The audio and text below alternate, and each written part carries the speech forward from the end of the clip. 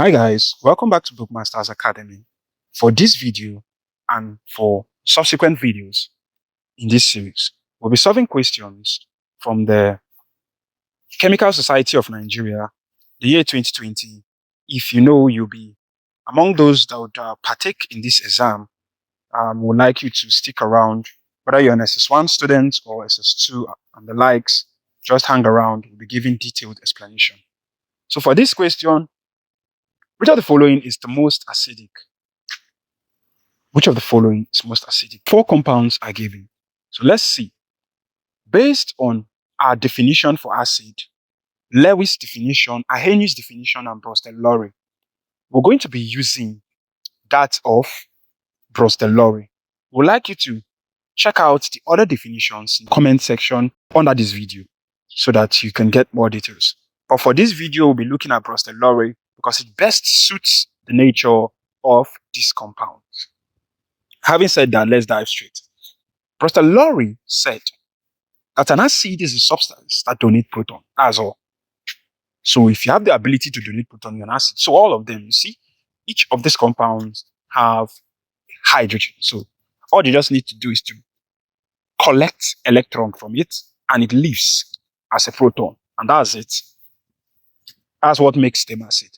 But the truth is that when this happens in these 4 compounds, how can we now say that this is more stronger than this is more stronger? There must be something. There must be a criteria. And that's why you need to know about resonance. You need to know more about resonance. So resonance is actually the solution to this problem. But before we get there, let's see. Another thing that Brostol-Lowry said, he said that when a substance donates this proton, a substance gives out this proton, it becomes its conjugate base. So after giving out proton, it doesn't end there, it becomes a conjugate base. Wow. Now, if it becomes a conjugate base, the more stable that conjugate base, the stronger the acid, and that's it. That's the solution to our problem. If that's the case, let's check up our first compound. Our first compound here is a cyclopentanol. Simply put, cyclopentanol is an aliphatic alkanol. Aliphatic. Now, an alkanol can either be aliphatic or aromatic. Don't bother yourself so much. Once you are not seeing this benzene ring, this thing I'm showing you now, this ring, once you don't have this ring, the way it is now, if you don't have this ring, let me show you on my next screen, I think you would appreciate it more. Now, see, if you don't have this ring, any of them, that's the idea of resonance, any of them can serve. So, if you don't have this ring, that means you're not in the aromatic family. That's just how simple it is. So, everything in the aromatic world must have this benzene ring. This is for beginners. Okay. So, when you go back, you discovered, I said, that if it donates its proton, it forms an alkyl side. But that's not your problem. The fact that it doesn't carry out resonance, that's where the problem lies. Resonance helps to stabilize compound. There is no resonance in cyclopentanol. And why is that? Now, the reason is that cyclopentanol lacks the presence of delocalized electrons in its ring. Unlike you see this case, this is a carbon bond, this is a carbon atom here at this edge. At this point, there is a carbon atom here.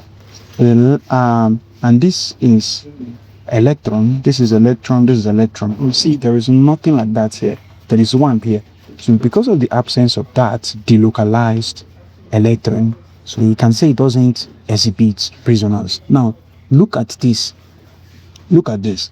Now, if you follow what I said, you discover this is a benzene, or these are just 2 benzene rings. These are C6H6. Both of them are the same thing. So they are both called resonance hybrid. So what is it that's special about these 2 structures? Both of them can be represented as this. This means that these electrons here are delocalized. These electrons here are delocalized, so you can find them anywhere. That is to say, this carbon now, which I showed you in this case, this is a carbon, this is a carbon. If you remove this double bond here, this electron, electron here and you put it here, you form this. If you remove this one and you put it here, you form this. So that means whatever position this is adjacent or close to this carbon, whatever position it takes, does not really matter. And we can say that benzene cannot be represented by a single Lewis structure. It can be represented by two Lewis structure, which are exactly the same thing. So this is only possible because there are 3 available delocalized electrons, which in this case you have no. Cyclopentanol has no delocalized electron in its ring, and that makes it that causes the inability to carry out resonance stability, because once there is resonance, there will be added stability. Compound C is just same thing as compound E, just that it has 6 rings. So it's for cyclohexanol, and that's it. It's same thing, same reason, no stress.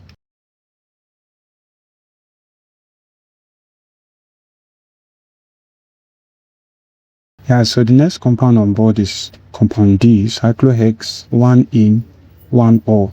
Okay, so what is it about this compound? You just basically need to check this and you discover that this compound has a pi electron right here, and this gives it a slight some level of resonance stability, but still not the most stable and definitely not the most acidic. So we'll still be looking at the next compound, which is phenol, and that's the most acidic. As you can see, there are 3 delocalized electrons, and because of that, you can see this compound exhibits a high level of resonance and has a high level of stability, and that's it. And because of that, it can be said to be the most stable of the most acidic, can be said to be the most acidic of them all. So we'll be solving the next question. So don't go anywhere, just hang on as we solve number 2.